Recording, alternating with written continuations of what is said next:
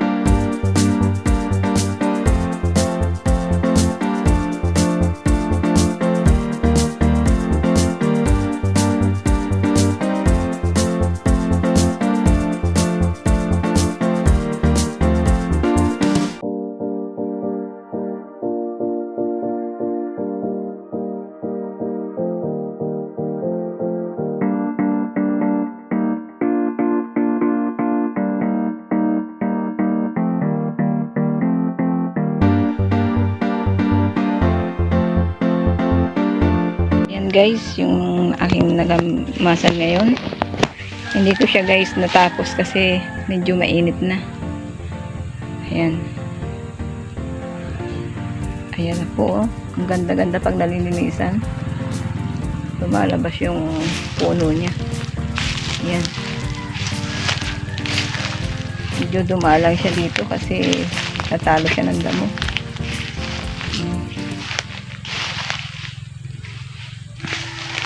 Ayan pa po yung gamasan ko. Hindi ko siya natapos. Ayan. Medyo malago-lago pa po yan. Ayan. Bali 8 plat po kasi itong luya namin na to. So 2 plat pa lang po yung nalilinis ko. Malinis naman po yung ibang plat kasi malinisan ko siya nung nakaraan. Kaya lang may mga damo na siya rin. Ayan. Pag nalilinisan po siya, gumaganda.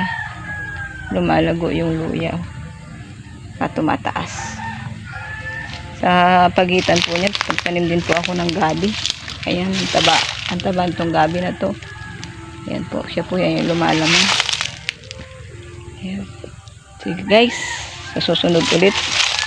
Masyadong mainit na.